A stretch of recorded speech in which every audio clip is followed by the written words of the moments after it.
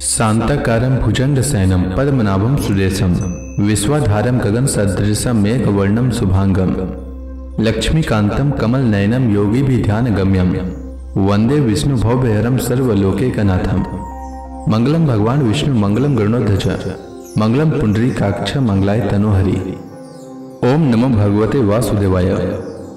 आज का दिन आप सभी के लिए मंगलमय हो। सावन महीने में प्रतिदिन श्रीमद् भागवत महापुराण की कथा का श्रवण करने से जीवन में होने वाली अज्ञान व पाप कर्मों से छुटकारा मिलता है, साथ ही 1000 गोदान के बराबर पुण्य की प्राप्ति होती है।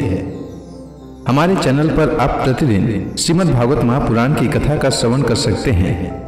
साथ ही इस चैनल पर सावन मास में आने वाली सभी व्रतों की कथा और व्रत से संबंधित जानकारी भी व्रत से पहले उपलब्ध करा दी जाती है। इसलिए हमारे चैनल को अवश्य सब्सक्राइब करें, साथ ही बेल आइकन को भी दबा दें और कथा अच्छी लगे तो लाइक अवश्य करें। अब आइए सुनते हैं सावन मास कथा का 21वां अध्याय। श्री सुखदेव जी कहते हैं, परीक्षित, अक्रूर जी इस प्रकार स्तुति कर रहे थे। उन्हें भगवान श्री कृष्ण ने जल में अपने दिव्य रूप के दर्शन कराए और फिर उसे छिपा लिया। ठीक वैसे ही जैसे कोई नट अभिनय में कोई रूप दिखाकर फिर उसे पर्दे की ओट में छिपा दे। जब अक्रूर जी ने देखा कि भगवान का वह दिव्य रूप अंतर्धान हो गया, तब वे जल से बाहर निकल आए और फिर जल्दी जल्दी सारे आवश्यक कर्म समाप्त करके रथ पर चले आए।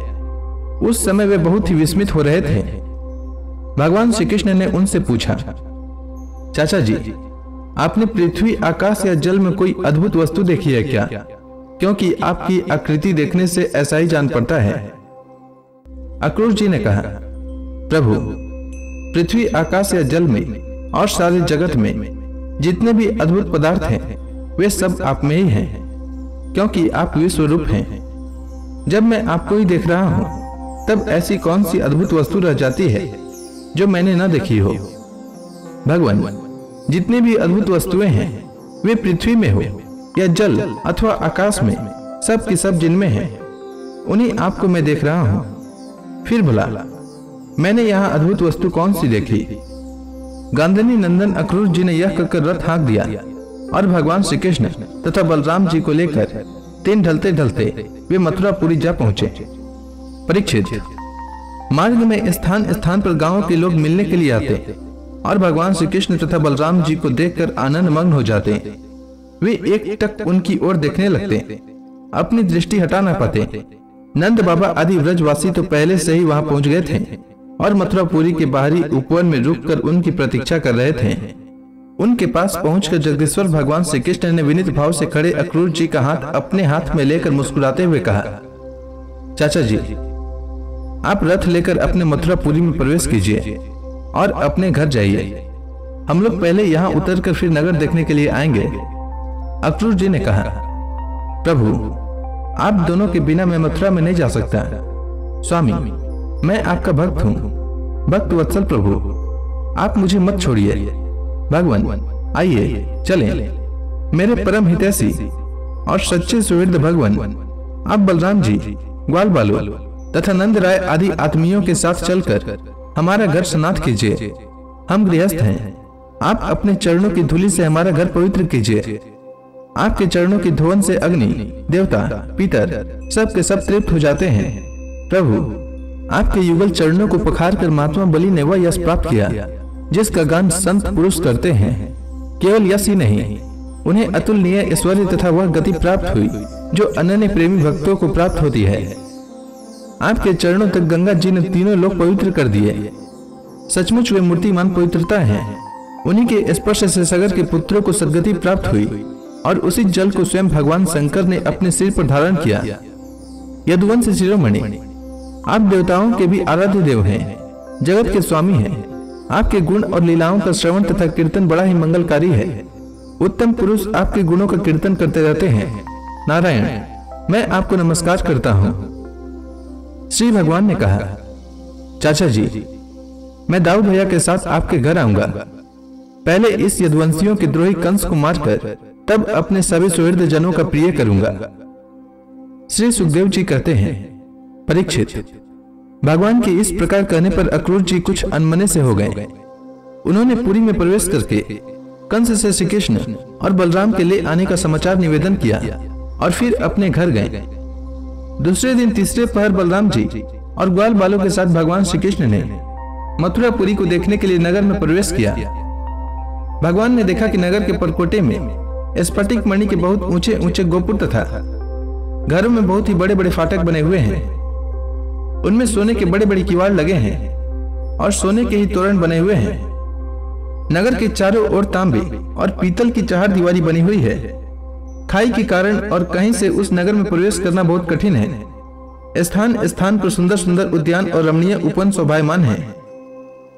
स्वर्ण से सजे हुए चौराहे, धनियों के महल, उन्हीं के साथ के बगीचे, कारीगरों के बैठने के स्थान या प्रजा वर्ग के सभा भवन और साधारण लोगों के निवास गृह नगर की शोभा बढ़ा रहे हैं। वैदुरी, हीरे, स्फटिक, नीलम, मूंगे, मोती और पन्ने आदि से जड़े हुए छज्जे, चबूतरे, झरोखे एवं फर्श आदि जगमगा रहे हैं। ऊपर बैठे हुए कबूतर, मोर आदि पक्षी भांति भांति की बोली बोल रहे हैं। सड़क, बाजार, गली और चौराहों पर खूब छिड़काव किया गया है।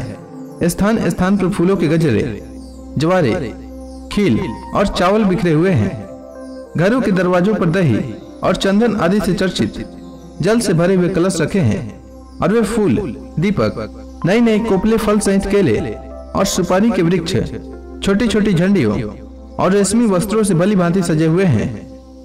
परीक्षित, वसुदेव नंदन भगवान श्री कृष्ण और बलराम जी ने ग्वाल बालों के साथ राजपथ से मथुरा नगरी में प्रवेश किया। उस समय नगर की नारियां बड़ी उत्सुकता से उन्हें देखने के लिए झटपट अटारियों पर चढ़ गई। किसी किसी ने जल्दी के कारण अपने वस्त्र और गहने उल्टे पहन लिए। किसी ने भूल से कुंडल, कंगन आदि जोड़ों से पहने जाने वाले आभूषणों में से एक ही पहना और चल पड़ी। कोई एक ही कान में पत्र नामक आभूषण धारण कर पाई थी, तो किसी ने एक ही पांव में पाजेब पहन रखा था।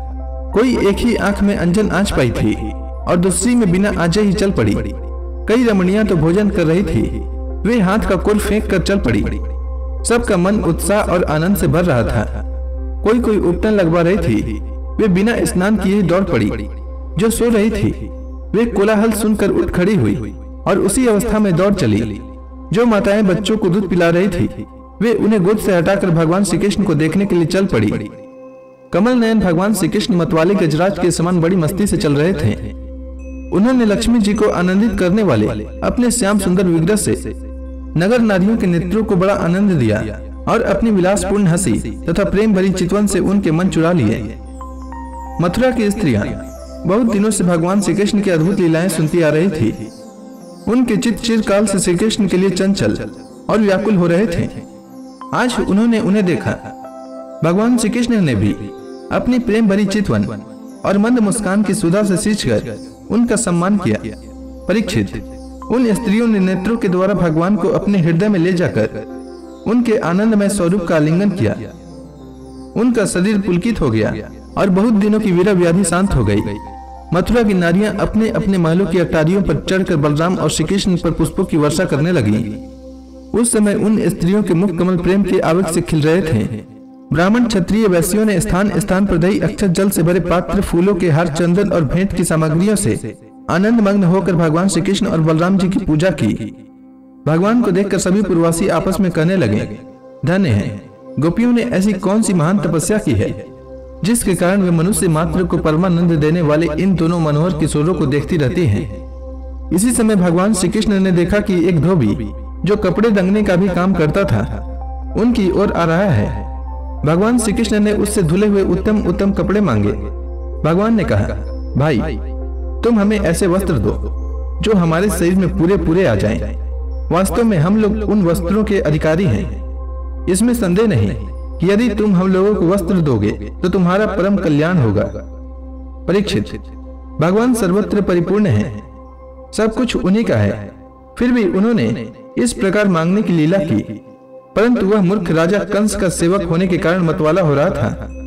भगवान की वस्तु भगवान को देना तो दूर रहा, उसने क्रोध में भरकर आक्षेप करते हुए कहा, तुम लोग रहते हो सदा पहाड़ और जंगलों में, क्या वहां ऐसे वस्त्र पहनते हो? तुम लोग बहुत उद्दंड हो गए हो, तभी तो ऐसी बढ़ बढ़कर बातें करते हो। अब तुम्हें राजा का धन लूटने की इच्छा हुई है। अरे मूर्खो, जाओ, भाग जाओ। यदि कुछ दिन जीने की इच्छा हो तो फिर इस तरह मत मांगना। राज कर्मचारी तुम्हारे जैसे उद्दंडों को कैद कर लेते हैं, मार डालते हैं और जो कुछ उनके पास होता है वह छीन लेते हैं।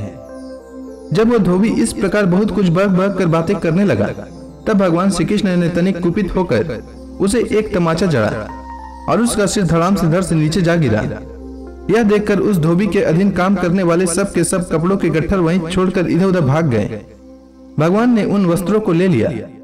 भगवान श्री कृष्ण और बलराम जी ने मनमाने वस्त्र पहन लिए तथा बचे हुए वस्त्रों में से बहुत से अपने साथी ग्वाल बालकों को भी दिए। बहुत से कपड़े तो वहीं जमीन पर ही छोड़कर चल दिए। भगवान श्री कृष्ण और बलराम जब कुछ आगे बढ़े तब उन्हें एक दर्जी मिला। भगवान का अनुपम सौंदर्य देखकर उसे बड़ी प्रसन्नता हुई।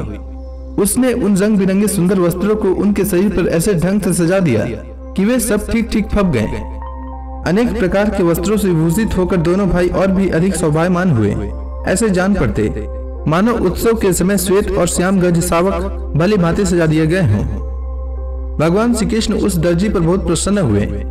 उन्होंने उसे इस लोक में भरपूर धन संपत्ति, बल ऐश्वर्य, अपनी स्मृति और दूर तक देखने सुनने आदि की इंद्रिय संबंधी शक्तियां दी और मृत्यु के बाद के लिए अपना सारूप्य मोक्ष भी दे दिया। तो इसी के साथ यह अध्याय समाप्त हुआ। इसके आगे की कथा मैं कल के अध्याय में सुनाऊंगा। तब तक के लिए भगवान हरि का नाम लेते रहें। तो प्रेम से बोली भगवान विष्णु की जय, श्री कृष्ण भगवान की जय, समस्त देवी देवताओं की जय।